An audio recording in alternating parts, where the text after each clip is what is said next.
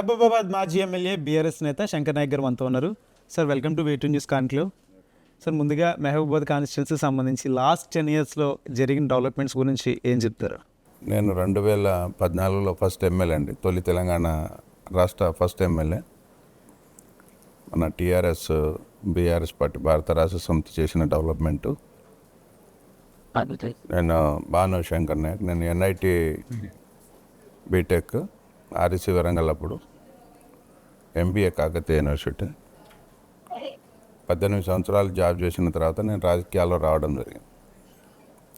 Prajarajyam party నుంచి 2009లో పోటీ చేయడం జరిగింది. దాని తర్వాత తెలంగాణ రాష్ట్రం కోసం ఫైట్ చేస్తున్న మన ప్రియతమ నాయకులు కేసీఆర్ గారితో జాయిన్ అవ్వడం, 2014లో పార్టీలో గెలవడం జరిగింది. 10 సంవత్సరాల్లో 2014 నుంచి 2023 వరకు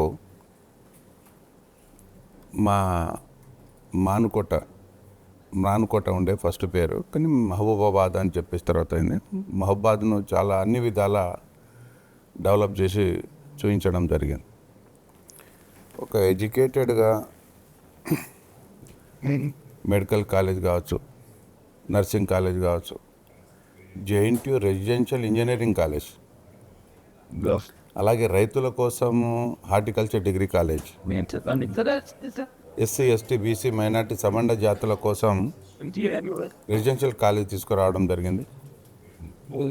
సో తండాలను గ్రామ పంచాయతీ చేయడం, అన్ని తండాలకు మౌలిక సదుపాయాలను అభివృద్ధి చేయడం, పోడు భూముల పట్టాలు ఇప్పించడం, అలా ఎంతో అభివృద్ధి చేసాం.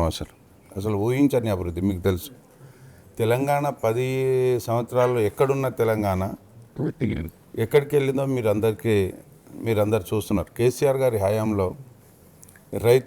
రైతే వెన్నెముక, రైతే రాజు భారతదేశానికి అన్నాం. అలాంటి రైతును అగ్రస్థానంలో తీసుకుపోయారు కేసీఆర్ గారు. కాళేశ్వరం లాంటి ప్రాజెక్టు కట్టి చివరి ఆనకట్ట వరకు తీసుకుపోవడం జరిగింది. రైతులు చాలా సంతోషంగా పంటలు పండించడం, ప్యాడీ పండించడం చాలా అభివృద్ధి చెందారు. అలాగే రైతు బంధు, రైతు బీమా ఇవన్నీ మీకు తెలుసు. సో పేదవాడికి మనం తెలంగాణ రాష్ట్రం పోరాడింది ఎందుకు? నిధులు, నియామకాలు, దానికోసం మనం కదా. నిధులు, నియామకాల కోసం మనం పోరాటం జరిగింది. సో వాటి గురించే మనం అభివృద్ధి, మా ఫోకస్ అంతా అభివృద్ధి పైనే చూపెట్టాం. సో మానుకోట రూపురేఖలు చేంజ్ చేసాం. Winding and strengthening, central lighting, ఇక అసలు గతంలో ఎట్లా ఉండే. నెక్స్ట్ 10 yearsకి సంబంధించి ఒక ఫ్యూచర్ ప్లాన్ ఏ విధంగా ఉందంటే, రాబోయే రోజుల్లో ఇంకా ఎటువంటి డెవలప్మెంట్స్ చేయాల్సిన నీడ్ అక్కడ ఉంది? నీడ్ చాలా ఉందండి. ఎందుకంటే ఇప్పుడు కొత్త రాష్ట్రము, కొత్తగా మనం 10 సంవత్సరాలు చేసాం. జస్ట్ బేస్ తయారు చేసాం, స్టాండర్డ్ బేస్ తయారు చేసాం. దాని మీద ఎన్ని అంతస్తులైనా కట్టుకోవచ్చు. సో అలాగే మన మానుకోటను ఇంకా చాలా చేయవలసి ఉంది. వెనుకబడిన ప్రాంతం కదా, ట్రైబల్ ప్రాంతం, వెనుకబడిన ప్రాంతం. సో దాన్ని అన్ని విధాలా అభివృద్ధి చేయవలసిన బాధ్యత మా పైన ఉంది. రాబోయే తరాలకు ఇవాళ హరితహారం అనుకోండి, ఏముందండి ఇవాళ కొన్ని బాంబే లాంటి, కల్కట్టా లాంటి సిటీలలో ఆక్సిజన్ మనకు వేసుకొని తిరుగుతున్నారు.